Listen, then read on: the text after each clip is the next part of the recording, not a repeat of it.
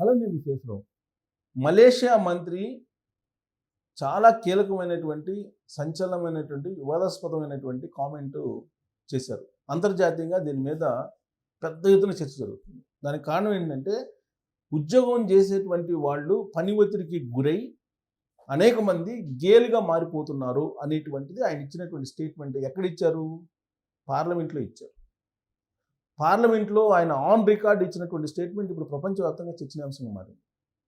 దానికి కారణం ఏంటంటే, సాఫ్ట్వేర్ ఉద్యోగులు ఒత్తిడికి గురవుతున్నారు అనేది చాలా కాలంగా వినిపిస్తుంది. ఆత్మహత్య ప్రయత్నాలు చేస్తున్నారు. అలాగే ఫర్టిలిటీ ప్రాబ్లం కూడా వాళ్ళకి ఎక్కువ ఉంది. ఇవన్నీ కూడా హాస్పిటల్స్లో వైద్యులు చెప్తున్నారు. నేను కాక మొన్న ఒక వైద్యుడు చాలా క్లియర్గా ఆయన ఇంటర్వ్యూలో కూడా చెప్పడం జరిగింది. సాఫ్ట్వేర్ ఉద్యోగుల్లో అనేక సమస్యలు వస్తున్నాయి. వాళ్ళకి ఫర్టిలిటీ ప్రాబ్లం ఉంటుంది, పని ఒత్తిడి ఉంటుంది. ఆ పని ఒత్తిడి కారణంగా వాళ్ళకి కుటుంబం అలాగే జీవిత భాగస్వామికి టైం ఇవ్వాలనేటువంటి ఆలోచన కూడా వాళ్ళకి రావట్లేదు. ఇవన్నీ ఆయన డాక్టర్ చెప్తున్నారు. ఇంటర్వ్యూ కూడా వైరల్ అయింది. ఒక డాక్టర్ చేసినటువంటి interview, Hyderabad doctor. So software ఉద్యోగంలో సెక్స్ మీద వాళ్ళకి ఇంట్రెస్ట్ తగ్గుతుంది. శృంగారం చేయాలనే ఆలోచన కూడా రావట్లేదు. దానికి కారణం పని ఒత్తిడితో పాటు రేడియేషన్ ఎఫెక్టు, పొల్యూషన్ ఎఫెక్టు, ఇంకా రకరకాల సమస్యలు వాళ్ళకు ఉన్నాయి. ఆ కారణం చేత వాళ్ళు శృంగారానికి దూరం అవుతున్నారు.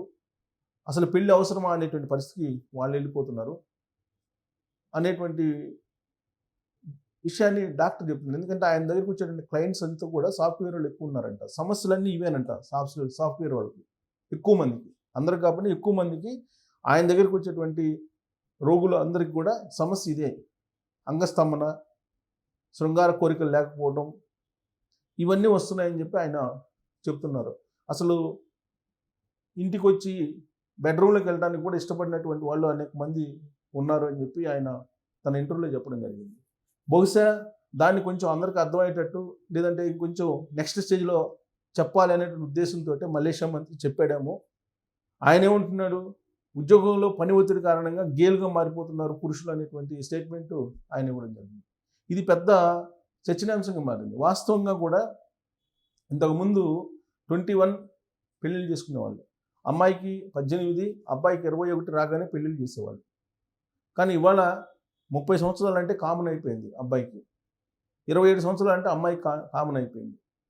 లేట్ వయసులో పెళ్ళిళ్ళు చేసుకోవటం, అలాగే లేట్ వయసులో పిల్లల్ని కనటం, దానికి తగ్గట్టు ఒత్తిళ్లు పెరగటం, ఖర్చులు ఎక్కువైపోవటం, సామాజిక అంశాలు అనేకం చుట్టుముట్టడం, ఇవన్నీ కూడా సమస్యలు అని చెప్పి చెప్తున్నారు. అలాగే లగ్జరీ లైఫ్కి అలవాటు పడడం. లగ్జరీ లైఫ్ అంటేనే విలాసమైనటువంటి వస్తువులతోటి ఎంజాయ్ చేయటం అనేటువంటి భావనలోకి వెళ్ళిపోయింది ఇప్పుడు ఉన్నటువంటి తరం.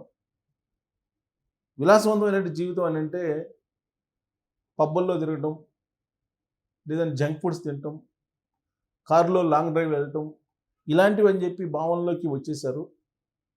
అసలు కుటుంబ జీవితాన్ని వాళ్ళు కోల్పోతున్నారు. కుటుంబ జీవితం అంటే ఏంటో కూడా వాళ్ళకి తెలియట్లేదని చెప్పి సైకాలజిస్టులు చెప్తున్నారు. ఇలాంటి పరిస్థితుల్లో నడుమ విడాకులకు వెళ్ళిపోతున్నటువంటి వాళ్ళ జంటలు కూడా ఎక్కువ ఉన్నారని చెప్పి చెప్తున్నారు. కొంతమంది గేలుగా మారిపోతున్నారు. గే అని చెప్తే వాళ్ళని కదిలీరు అనేటువంటి ఉద్దేశంతో గేలుగా మారిపోతున్నారని చెప్పి కూడా చెప్తున్నారు. ఈవెన్ యాపిల్ CEO కూడా గే అని చెప్పి ఆయన కూడా అనౌన్స్ చేశారు. యాపిల్ CEO, మాజీ CEO అనుకుంటా, ఇప్పుడు లేడు CEO, మాజీ CEO అనుకుంటా. ఆయన కూడా అనౌన్స్ చేశాడు తాను గే అని చెప్పి ఆయన అనౌన్స్ చేశాడు.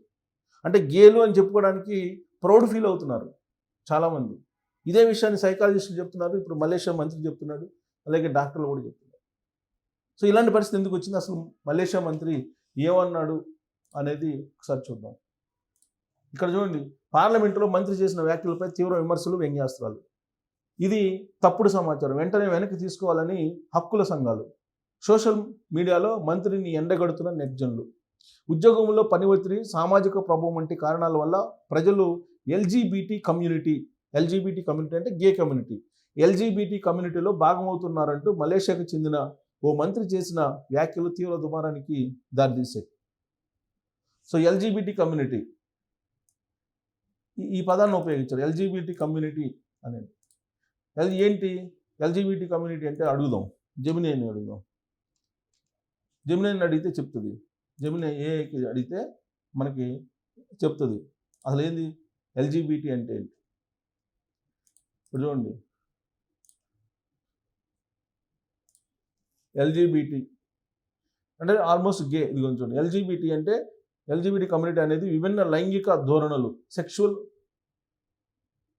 ఆరియంటేషన్స్ అంటే విభిన్న లైంగిక ధోరణులు మరియు లింగ గుర్తింపులు కలిగిన వ్యక్తుల సమూహం.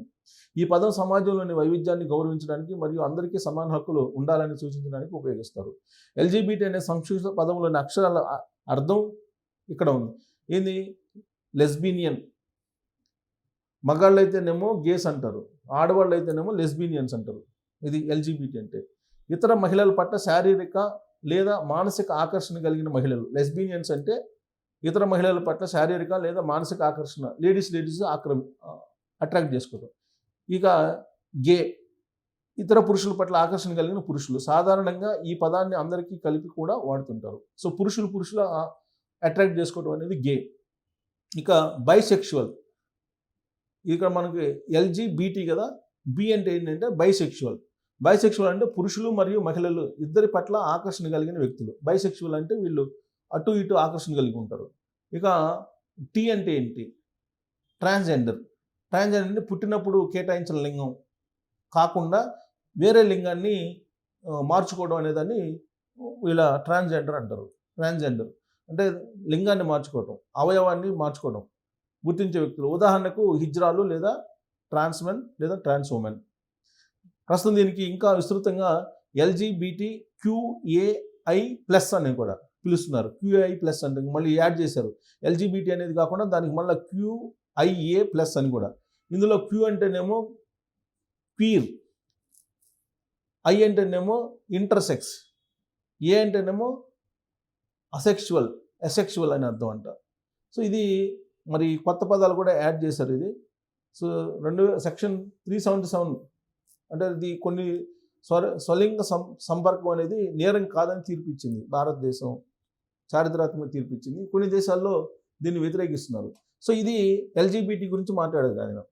సో ఇక్కడ చూడండి, పార్లమెంట్లో రాతపూర్వకంగా ఇచ్చిన ఒక సమాధానంలో ఆయన ఈ వ్యాఖ్యలు చేయగా దీనిపై అక్కడ మలేషియాలోని తీవ్ర విమర్శలు, వ్యంగ్యాస్త్రాలు వస్తున్నాయి. సౌత్ చైనా మార్నింగ్ పోస్ట్ ఇది ప్రచురించింది.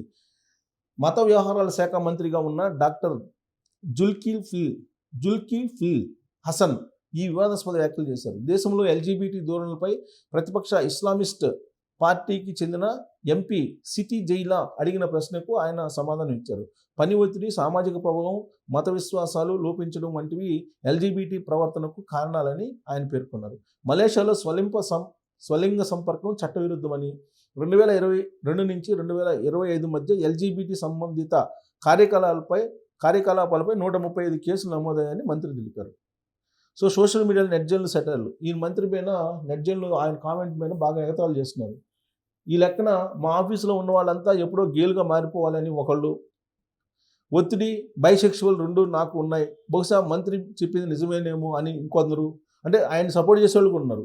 మరో యూజర్ వ్యంగ్యంగా రాశారు. మరికొందరు దీన్ని కార్మిక హక్కులతో ముడిపెడుతూ జనాలు గేలుగా మారకుండా ఉండాలంటే ప్రభుత్వం కనీస వేతనాలు పెంచి 4 రోజులు పని దినాలు ప్రవేశపెట్టాలంటూ చురకలు అంటించారు. సో దీని మీద మళ్ళీ హక్కుల సంఘాలు వచ్చినాయి. హక్కుల సంఘాలు ఏమంటున్నాయి?